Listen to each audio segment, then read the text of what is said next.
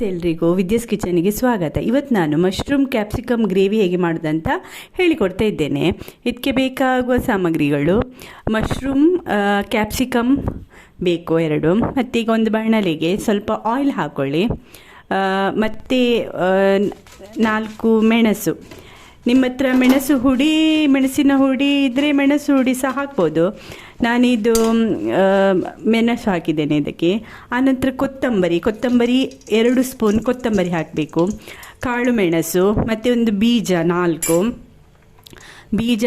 ಹಾಕಿ ಮತ್ತು ಇದನ್ನು ಸ್ವಲ್ಪ ಚೆನ್ನಾಗಿ ಹುರ್ಕೊಳ್ಳಿ. ಜೀರಿಗೆ ಹಾಕಬೇಕು, 1 ಸ್ಪೂನ್ ಜೀರಿಗೆ, ಮತ್ತೊಂದು ಸಣ್ಣ ತುಂಡು ಚಕ್ಕೆ, ಲವಂಗ ಮತ್ತು ಏಲಕ್ಕಿ, ಅದನ್ನು ಒಂದೊಂದು ಹಾಕಿ ಸಾಕು ಅಷ್ಟೇ. ಇದು ಚೂರು ಕಾಯಬೇಕು, ಸಿಮ್ಮಲ್ಲಿಟ್ಟು ಕಾಯಿಸ್ಕೊಳ್ಳಿ. ಆನಂತರ ಇದಕ್ಕೆ ಈ ಮಸಾಲೆಗೇನೆ ಒಂದು ಶುಂಠಿ, ಅರ್ಧ ತುಂಡು ಶುಂಠಿ, ಬೆಳ್ಳುಳ್ಳಿ ಒಂದು 4-5 ಬೆಳ್ಳುಳ್ಳಿ ಹಾಕಿ. ಆನಂತರ ಅದಕ್ಕೆ 2 ನೀರುಳ್ಳಿ ಹಾಕಿ, ಮೀಡಿಯಮ್ ಸೈಜಿದೆ 2 ನೀರುಳ್ಳಿ, ಆನಿಯನ್ ಹಾಕಿ ಅದರಲ್ಲಿ ಸ್ವಲ್ಪ ಬಾಡಿಸಬೇಕು. ಇದು ಎಲ್ಲ ಮಸಾಲೆ ನಮಗೆ ಪೇಸ್ಟ್ ಮಾಡಲಿಕ್ಕೆ ಉಂಟು, ಅದಕ್ಕೋಸ್ಕರ ನಾನು ಇದಕ್ಕೇ ಹಾಕಿದ್ದೇನೆ. ಆನಂತರ 2 ಟೊಮೆಟೊ ಹಾಕ್ಕೊಳ್ಳಿ. ಒಂದು 3-4 ಜನರಿಗೆ ತಿನ್ನುವಷ್ಟು ಇದು. ಅದಕ್ಕೆ 2 ದೊಡ್ಡದು ಟೊಮೆಟೊ ಹಾಕ್ಕೊಳ್ಳಿ.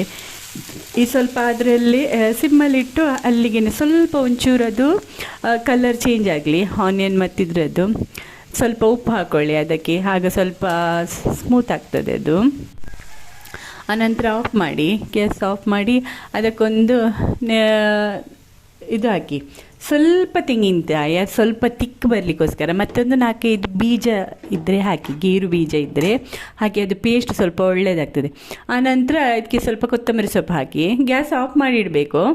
ಕೊತ್ತಂಬರಿ ಹಾಕಿ ಇದನ್ನು ಹಾಕಿ ಚೆನ್ನಾಗಿ ಪೇಸ್ಟ್ ಮಾಡಿಡಿ. ಅಂತ ಒಂದು ಪಾತ್ರೆಗೆ ಸ್ವಲ್ಪ ಆಯಿಲ್ ಹಾಕಿ, ಒಂದು 3 ಸ್ಪೂನು ಆಯಿಲ್ ಹಾಕಿ. ನಾನಿಲ್ಲಿ ಕೊಕೊನಟ್ ಆಯಿಲ್ ಹಾಕಿದ್ದೇನೆ. ಫಸ್ಟ್ ಇದರಲ್ಲಿ ನಾವು ಈ ಕ್ಯಾಪ್ಸಿಕಮ್ಮನ್ನು ಒಂದು ದೊಡ್ಡ ಕ್ಯಾಪ್ಸಿಕಮ್ ಹಾಕಿದ್ದೇನೆ, ಸಣ್ಣದಿದ್ದರೆ 2 ಕ್ಯಾಪ್ಸಿಕಮ್ ಹಾಕಿ ಇದನ್ನು ಸ್ವಲ್ಪ ನಾವು ಆಯಿಲಲ್ಲಿ ಸ್ವಲ್ಪ ಹುರಿಬೇಕಿದನ್ನು.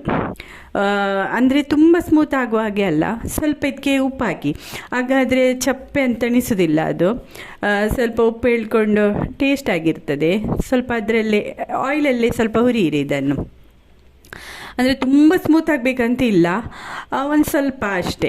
ಇದು ಮತ್ತು ನಮಗೆ ಲಾಸ್ಟಿಗೆ ಹಾಕಲಿಕ್ಕೆ ಇರ್ತದೆ, ಅದರಲ್ಲಿ ಬೇಯಬೇಕಂತ ಇರೋದಿಲ್ಲ, ಖಾಲಿ ಆಯಿಲಲ್ಲಿ ಇಷ್ಟು ಹೀಗೆ ಆದರೆ ಸಾಕು. ನೋಡಿ ಸ್ವಲ್ಪ ಕಲರ್ ಚೇಂಜ್ ಆಗ್ತಾ ಉಂಟು, ತುಂಬ ಬೇಡ, ತುಂಬ ಓವರ್ ಕುಕ್ ಆಗೋದು ಬೇಡ. ಇದು ಆಯಿಲಲ್ಲೇ ಸ್ವಲ್ಪ ಇದಾದರೆ ಸ್ವಲ್ಪ ಕ್ರಿಸ್ಪಿ ಸಹ ಆಗ್ತದೆ, ತಿನ್ನಲಿಕ್ಕೆ ಸ್ವಲ್ಪ ಒಳ್ಳೆ ಆಗ್ತದೆ, ಟೇಸ್ಟ್ ಆಗ್ತದೆ ಇದಕ್ಕೆ. ನೋಡಿ ಈ ಪೊಸಿಷನ್ ಬಂದಾಗ ನೀವು ಇದನ್ನು ತೆಗೆದಿಡಿ, ಚೆಂದ ಮಾಡಿ ತೆಗೆದಿಡಿ. ಆನಂತರ ಇದೇ ಆಯಿಲಲ್ಲಿ ನಾವು ಮಶ್ರೂಮನ್ನು ಸಹ ನೋಡಿ, ಮಶ್ರೂಮನ್ನು ನಾವು ಚೆಂದ ಮಾಡಿ ತೊಳೆದು ಕಟ್ ಮಾಡಿ, ಅದರ ಮೇಲೆ ಒಂದು ಸಿಪ್ಪೆ ಥರ ಇರ್ತಲ್ಲ ಅದನ್ನು ತೆಗೆದು ಚೆಂದ ಮಾಡಿ ಕಟ್ ಮಾಡಿಟ್ಟಿದ್ದೇವೆ. ಒಂದು 2-3 ಸಲ ತೊಳೀರಿ. ನಂತರ ಇದಕ್ಕೆ ಸಹ ಸ್ವಲ್ಪ ಉಪ್ಪು ಹಾಕಿ ಮತ್ತು ಸ್ವಲ್ಪ ಹಳದಿ ಪುಡಿ ಹಾಕಿ ಇದು ಆಯಿಲಲ್ಲೇ ಇದನ್ನು ಸ್ವಲ್ಪ ಫ್ರೈ ಮಾಡಿ, ಅಂದರೆ ಸ್ವಲ್ಪ ಬೇಯಿಸಬೇಕು, ಆಯಿಲಲ್ಲೇ ಬೇಯಿಸಬೇಕು. ಅಂದರೆ ಇದು ಮಶ್ರೂಮ್ ಉಂಟಲ್ಲ, ನಾವು ಹೀಗೆ ನೀರು ಇದು ಮಾಡುವಾಗ ಅದು ನೀರು ಬಿಡ್ತದೆ ಅದರದ್ದು, ಆಗ ನಮಗೆ ಗೊತ್ತಾಗ್ತದೆ. ಅಷ್ಟೊತ್ತಿಗೆ ಅದನ್ನು ತೆಗೆದಿಡಿ. ಅಂತೂ ಇನ್ನೊಂದು ಪಾತ್ರೆಯಲ್ಲಿ ಸ್ವಲ್ಪ ಆಯಿಲ್ ಹಾಕಿ, ಒಂದು ಪಲಾವ್ ಎಲೆ ಹಾಕಿ, ಒಂದು ಕಾಯಿ ಮೆಣಸು, ನಿಮಗೆ ಕಾಯಿ ಮೆಣಸು 2 ಬೇಕಾದ್ರೆ 2 ಹಾಕ್ಬೋದು, ಅಂದರೆ ನಿಮಗೆ ಖಾರಕ್ಕೆ ತಕ್ಕ. ಆನಂತರ ಒಂದು ದೊಡ್ಡದು ಆನಿಯನ್ ಹಾಕಿ, ಅದು ಸ್ವಲ್ಪ ಅದರಲ್ಲಿ ಕಾಯಿಲಿ ಚೆಂದ ಮಾಡಿ. ನೋಡಿ ಆಯಿಲಲ್ಲೇ ಚೆಂದ ಮಾಡಿ ಕಾಯಬೇಕು.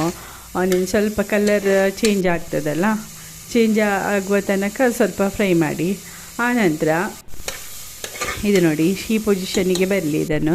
ನಂತರ ನಾವು ಅದಕ್ಕೆ ಸ್ವಲ್ಪ ಹಳದಿ ಪುಡಿ ಹಾಕುವ, ಸ್ವಲ್ಪ ಕಲ್ಲರಿಗೋಸ್ಕರ ಹಳದಿ ಹುಡಿ ಹಾಕಿ. ನಂತರ ಚೂರು ಒಂದು 1/2 ಸ್ಪೂನು ಗರಂ ಮಸಾಲ ಪೌಡರ್ ಅದಕ್ಕೇ ಹಾಕಿ.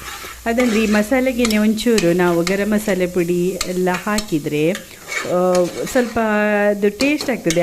ಆನಿಯನ್ ಇಲ್ಲದಿದ್ದರೆ ಸ್ವಲ್ಪ ಒಂಥರ ಚಪ್ಪೆ ಇರ್ತದಲ್ಲ, ಒಳ್ಳೆಯದಾಗ್ತದೆ. ಆನಂತರ ಇದು ನೋಡಿ ನೀವು ಪೇಸ್ಟ್ ಮಾಡಿಟ್ಟಿದ್ದೀರಲ್ಲ ಮಸಾಲ, ಇದಕ್ಕೇನೆ ಹಾಕಿ. ಈಗ ಫಸ್ಟಿಗೆ ನೀರು ಹಾಕಲಿಕ್ಕೆ ಹೋಗಬೇಡಿ, ಅದು ಹೀಗೇನೆ ದಪ್ಪನೇ ಇರಲಿ ಫಸ್ಟ್.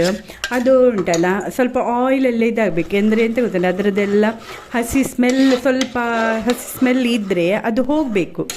ಇದು ಆಯಿಲಲ್ಲಿ ಸ್ವಲ್ಪ ಇದು ಮಾಡಬೇಕು ನೋಡಿ. ಅದನ್ನ ಕುದ್ದ ನಂತರ ಮತ್ತೆ ನಾವು ಅದರದ್ದು ಮಿಕ್ಸಿದು ನೀರು ಇರ್ತದಲ್ಲ, ನಿಮಗೆ ಎಷ್ಟು ತಿಕ್ಕಬೇಕೋ ಅಷ್ಟು ಇದು ಮಾಡಬೇಕು.